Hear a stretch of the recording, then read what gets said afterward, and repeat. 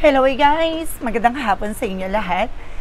This is your guest from Messagri Channel, a faithful rose of Matarders. So ngayong hapon na to, tignan natin sabihin sa iyo ng ating mga gabay. So this is Archangel Michael messages for the sign of Sagittarius. So Sagi, welcome sa my channel. Ano kayong messages, advices, and spirit guides ang ating masasaga for today's video? Kanino kayang energy or kaganapan sa buhay ng mga Sagittarius ang ating makakagilap? So guys, this reading is a general reading lamang, hindi lahat makaka-resonate. Kunin lamang po makaka-relate sa inyo. And comment down below kung kaninong energy ang ating nasagap.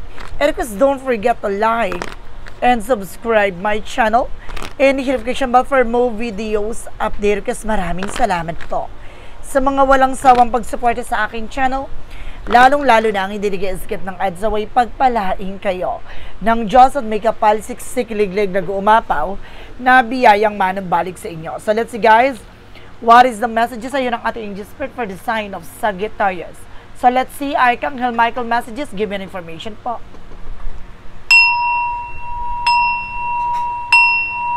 Ano kaya kaganapan sa buhay ng mga Sagittarius ang ating makakagilap? Tuklasin na natin yan guys. Angel Spirit, please give information po.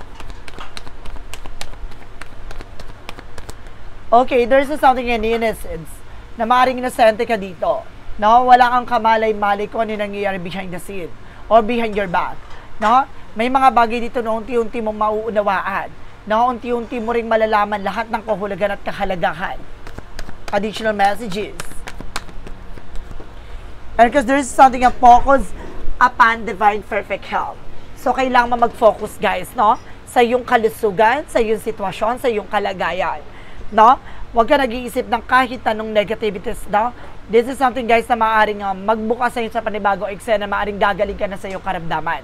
And this is something guys, when you use your imagination, you see the answer.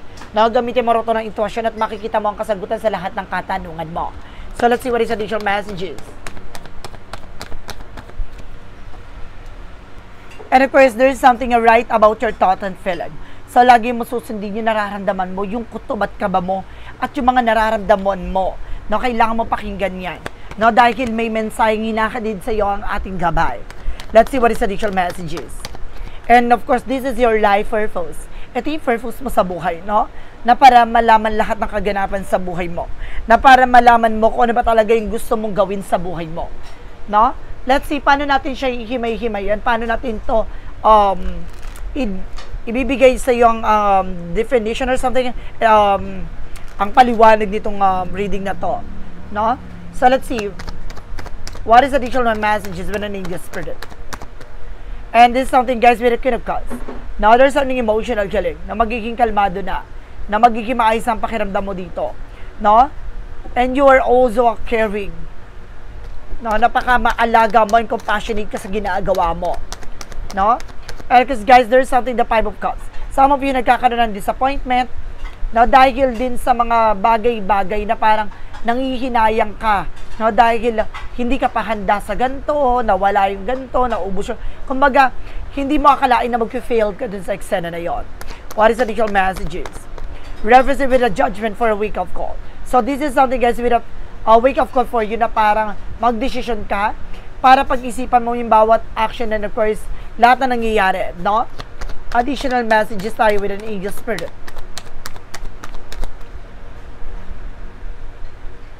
Represent with the Ten of Wands. Now, something burden. Now, may mga mabibigat at may mga pasakit-pasaning ka dito na kailangan mong mag-take ng decision. No, may mga responsibilities ka dito na kailangan mong pag-isipan. There is something the Queen of Wands. By a confident. So, kailangan lakasan mo loob mo, maging matapang ka. No, alisin mo yung takot at pangamba mo. Additional messages. Reference with the Four of Swords, something rest. No, ipahinga mo yung utak mo, yung isip mo. No, parang magkaroon ka ng retreat dito with a disconnect from the world. No, alisin mo yung mga worries mo. No, ipakalmahin mo yung nararamdaman mo at yung sitwasyon mo. Alisin mo yung pangamba at takot. What is the Queen of Cups? Represent with the word card, something trouble. Some of you makakapag-trouble ka talaga. No, there's something success coming in. Additional messages. Represent with the Eight of Swords. So there's a lot of toxic and negativities. No, hindi mo akalain itong tao na to yung nagbibigay negatibo sa eksena mo. Parang hindi mo lubos maunawaan at hindi mo lubos na parang hindi magsinkin sa utak mo na itong tao na to na minsan pinagkatiwalaan mo. No, parang yun pala yung tatraidor sa'yo. Parang gano'n. No, na kailangan mong dumistansya at kumawala sa kanila. There's seven of wands. No, protection ng mga at pangalaga mo yung sarili mo. There's a judgment or wake-up call. Parang ngayon at pinapaalalahanan ka na you need to pay attention. No, kailangan proteksyonan yung sarili mo laban sa kanila. No, what is the Ten of Wands? Sila yung nagbibigay bigat sa iyo eh. And this is the King of Pentacles. Now, this is something guys with the security and practicality. Na magkaroon ka ng seguridad na pagdating sa lahat ng bagay, no? Kumbaga, you are also provider. Na pangalagaan mo yan. No? Masyado ka naaabuso din dito. No? Dahil marami kang obligasyon at responsibilidad na indaako. And this is a Eight of Wands of something, a communication and cross movement. No, lahat ng bagay na ito magbabago basta lakasan mo loob mo, maging matapang ka. Alam mo sa sarili mo yung purpose mo sa buhay. No, ano ba talaga yung talagang priorities mo? What is the Four of Swords? Reference with the Knight of Swords. No, success driven. Na may mga bagay na magtatagumpay ka dito. May mga bagay na pagtatagumpayan mo.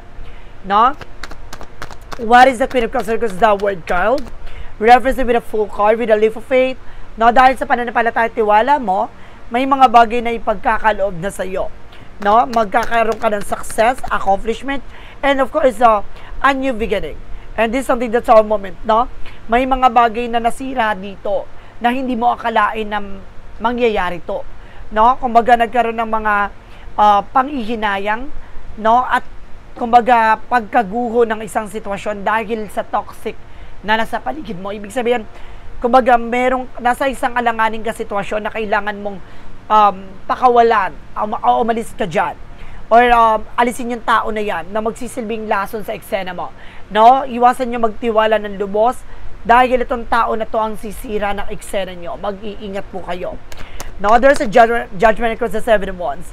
Reference with the Ten of Swords. I told you, diba? Pinapaalalahanan ka na protection naman yung sarili mo dahil tatraidorin ka rito na patalikod. No? Oh my God, meron ako na sense dito guys, no? It's a very creepy. Inosente ka dito. Wala kang kamalay-malay na itong tao na to mismo ang gagawa ng isang magiging bangungot ng eksena nyo. No, mag-ingat po kayo sa pagkakatiwalaan nyo, ha? No, what is the Ten of Wands or the King of Pentacles? No? There's the Two of Wands. Piliin mo yung mga ilalaban mo dito, no? Kumbaga sinasabi dito, piliin mo yung mga pipiliin mo magkaroon ng obligasyon, no, o responsibilidad. No, maaring itong tao na to na pinasok niya sa buhay mo ay maaring siya mismo ang tumuklaw at sumira ng pamilya nyo. Mag-ingat po kayo, ha? And there's a Three of Wands, there's a waiting for a ship. No? Kumbaga meron kang trouble dito, meron something na maaring magkaroon ng trouble, communications, ko sa lakas ng loob mo, no? Makakaramdam ka ng social battle or something na parang social butterfly sa stomach mo. No, it means, no, na parang mayroong nag-uudyok sa'yo na wag kang umalis, no, or wag kang pumunta doon. No, parang sinasabi sa'yo dito na ingatan mo kung ano man yung mabagay na meron ka. Parang gano'n. No? What is the Four of Swords, the Knight of Swords? There's a Five of Pentacles. No, makaka-recover ka for financial loss. No, for financial crisis. May pag-asa na makabangon ka for the outcome tayo. Meron ako tragedy dito, ha? Tragedy na nasisense ako. Mag-ingat po kayo dito kasi may parang tatraidor sa pamilya nyo. Mag-ingat po kayo. And there's the Moon card with the Truth reveal. Pero bago to mangyari, nalaman at narinig mo tong reading na to, napaghandaan mo. It's good. Binigyan ko kayo ng guidance dito na maproteksyon at pangalagaan mo yung sarili mo, hindi lang yung sarili mo, kundi ang pamilya mo. Now, there's something the Moon card with the Truth reveal. And this is something the Six of Swords with the transition. No, at unti-unti rin kayo makakalaya at makakawala dyan sa hindi maganda sitwasyon. No, and there's a Two of Swords reverse something guys with a time to make move. So, ibig sabihin ito na yung panahon mo para kumbaga mag-share ka ng information with your family, no, para makapag-ingat din sila. No, kasi nagkaroon ka na ng conclusion eh. Maaring tatama or tumama ang hinala mo. May instinct ka, and there's a Three of Cups, no? Kumbaga, there's a lot of celebration, no? Kumbaga, coming in, may mga celebration na magaganap dito. And there's a Six of Cups, no? Especially with your family, with your friends. No, maaaring nagpapasok ka ng isang ahas sa buhay mo. Na mag-ingat po kayo or magpapasok ka. Ito yung sinasabi pag-ingatan mo. No? Huwag mo nang pilitin papasukin tong tao na to dahil siya mismo ang magiging bangungot nyo. And there's a Four of Pentacles. Protection at pangalagaan mo yung sarili mo dito. And this is something the Five of Wands. Siya yung magbibigay komplikasyon at magbibigay ng problema sa pamilya mo. No? Mag-ingat po kayo ha. This is something a warning for you. A caution. So let's see. Hanapin na natin at tagilapin na natin anong ganap sa'yo pagdating sa finances and career. Pagdating naman tayo sa love life at kalusugan mo. Alamin na natin yan. So let's watch this. Let's see what is additional messages tayo pagdating sa finances and career. Alamin na natin yan, guys. There's something in the Emperor na maging mature ka at maging grounded ka pagdating sa finances. No? Respeto ka dito. No? There's something a father figure then. And there's a King of Wands. No? Very solid energy dito yun. Something a masculine energy. Now, there's something divine masculine. And there's the King of Wands, something a vision. Unti-unti mo na rin masisilayan lahat ng mga bagay pangyayari sa buhay mo. And there's a Three of Swords, reverse, something recovery from the pain. Now, some of you makaka-recover ka na sa kagipitan, now, sa mga naranasang kabiguan. Now, this is something that Nine of Pentacles with a blossoming. Na maaaring lumago at lumakas ang iyong finances. Na maging maganda na ang ikot ng kapalaran pagdating sa pagkakaperahan. There's a Queen of Pentacles. Maging practical lang, of course, secure ka lang. No? And of course, maging realistic ka pagdating sa pera. And this is something the Nine of Cups with a wish fulfillment. Matutupad yung mga pangarap mo dito. No? Magkakaroon ka ng kasaganahan at may potential ka para maging masagana. What is additional messages pagdating taman tayo sa love life? Sa pag-ibig, there's the high for lesson learned. Matuto ka na, there's something in educations or something in separations, no? Mayroong mga bagay din dito na maaaring nagdala sa iyo ng religious beliefs, paniniwala, and there's a center of happiness. Na ibig sabihin magkaiba kayo ng relihiyon, na magiging masaya at magiging maligaya ng pamilya mo. And there's something that I have swords. Some of you nagkakaroon ka ng anxieties, sleepless nights, not that because of the devil. It means may gumagawa sa inyo ng hindi maganda. Or either may toxic attic energies na nagbibigay ng depression and stress sa'yo. Or problema. And there's a Knight of Cups, no? Huwag ka tumatanggap ng pagkain na galing sa labas. No? Mayroon ako nasisense dito, maaaring lasunin or gayumahin ka, something like that. And this is something that's rank with a confident, na kasama loob mo maging matapang ka. No? So let's see what is additional messages tayo.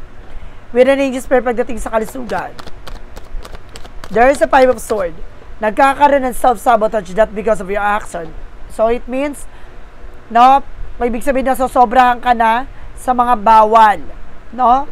Or may mga bagay na kinakain ka o iniinom ka na sosobrahan ka na.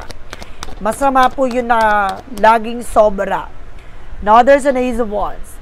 No, magkaroon ka ng mga bagong plano or magkakaroon ka ng bagong plano and opportunities dito. And there's a temperance with healing and balance. Na magiging kalmado ka na dito at magiging balanse na ang sitwasyon mo. There's the King of Swords. Puputulin mo na yung mga bagay na alam mong hindi nakakatulong no, pagdating sa kalusugan mo. And there's the King of Cups.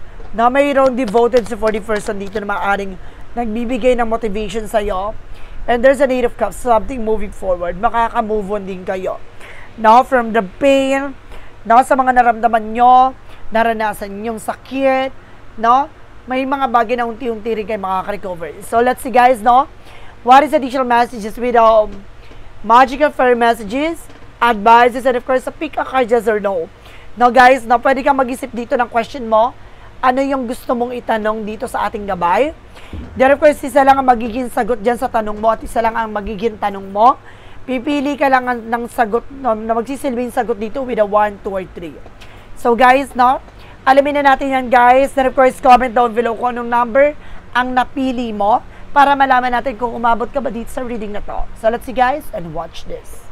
With a magical fairy messages represent what?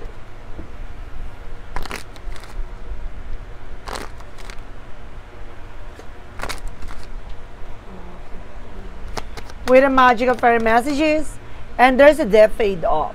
No, lahat doon na mabibigat, lahat ng mga pasakit, pasanin ay maaaring kailangan mo ng pakawalan. Now, just be assertive. alam mo dapat sa sarili mong grounds mo. No? Hindi ka dapat bumabase sa ibang tao. And of course, this is something in love life. Malaking factor sa buhay mong pag-ibig. So, let's see what is additional messages with an angel spirit for a yin and yang oracle card.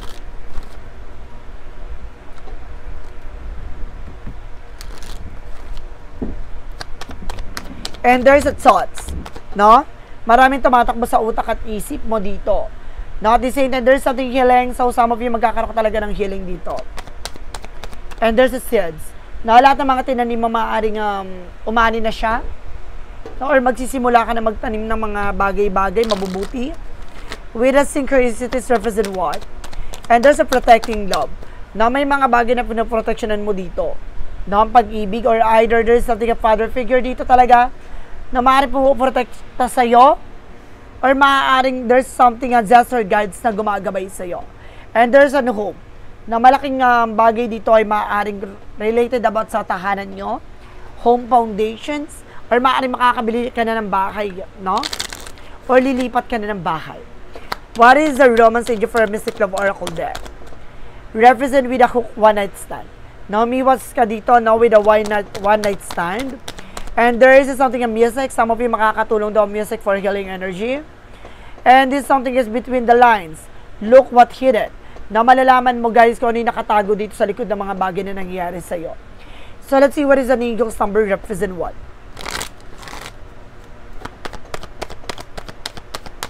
Angel's number represent a 1441 with a unique skills. Life goals it's the time of intense self-development. Focus on your mind, on your craft. You're already what it takes you to succeed. But practice make you master. It's all you serve. Find your true purpose. Leveling up in your career or business is a priority right now. No? Kumbaga may mga bagay ka dito na maaring kumbaga nagde-develop sa buhay mo.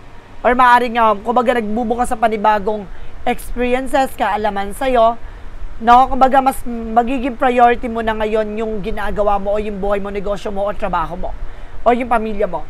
No? Na alam mo kung paano mo palalaguin at palalakasin na ano man yung mga bagay na meron ka sa ngayon. What is the money move oracle deck?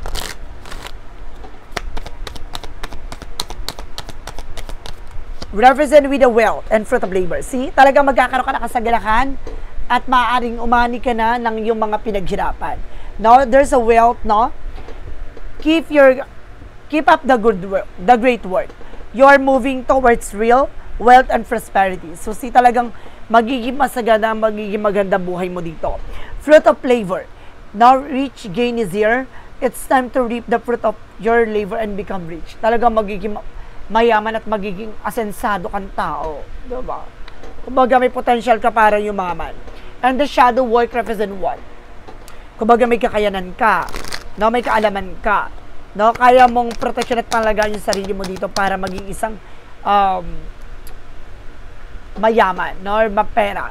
And there's a seductive allure, no? Craving promises and hidden. Instant gratifications blind you to the consequences, no? Mag-ingat ka rin dito guys, no?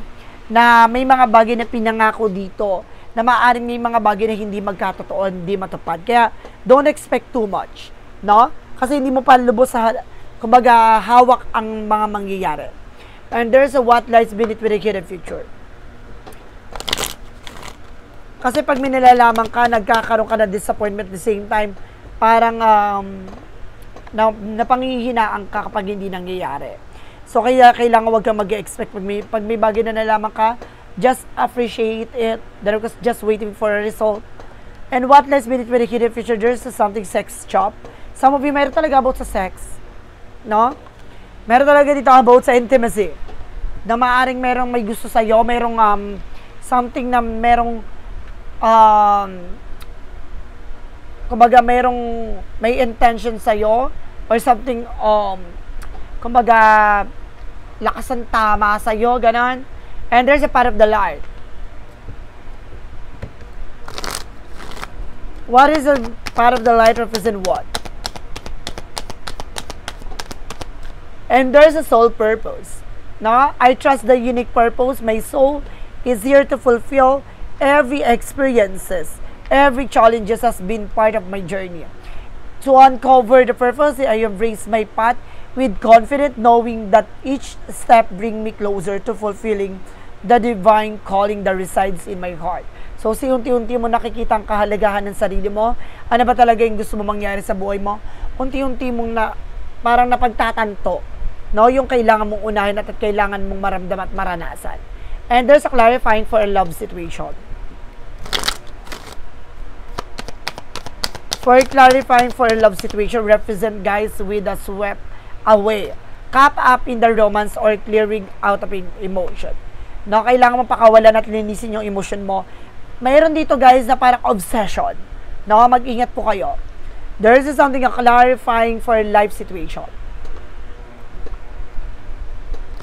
What is the clarifying for a life situation represent what? And this is something guys with a steady progress. Patience is your ally. Celebrate each step forward no matter the size. No, ibig sabihin dito, kailangan mo habaan ng pasensya mo.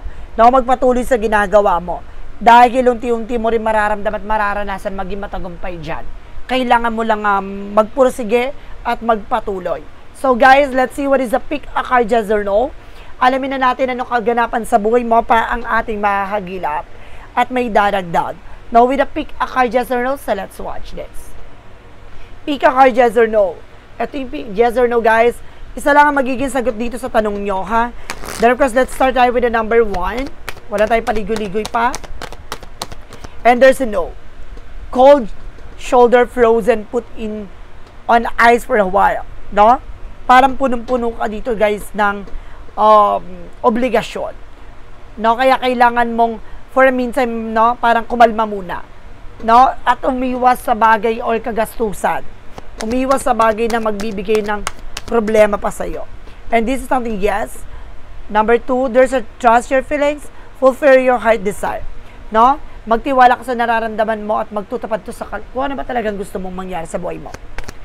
And of course, let's see what is the additional messages with the number 3. There's a no. Like oil and water separates, live, drip apart. No? Tulad ng langis sa tubig daw, no? Hindi pwedeng pagsamahin. So, umiwas ka sa mga bagay na alam mong makakasira at makakagulo ng buhay mo, ng mga plano mo. So, guys, this is Archangel Michael messages for the sign of Sagittarius. Sagi, maraming salamat for this wonderful reading. So, once again, this reading is a general reading namang nila at makaka-resonate. Kung hindi lamang po makaka-relate sa inyo, comment down below kung kaninong energy ang ating nasagot. And because don't forget to like and subscribe my channel and i-hit the bell for more videos update. Kasi maraming salamat po sa mga walang sawang pag-support sa aking channel, lalong-lalo na ang skip ng ads, so pagpalain kayo ng Diyos at may kapalisik-siklig na gumapa na biyayang manang balik sa inyo. Maraming salamat and see you in the next video. Bye-bye and babush!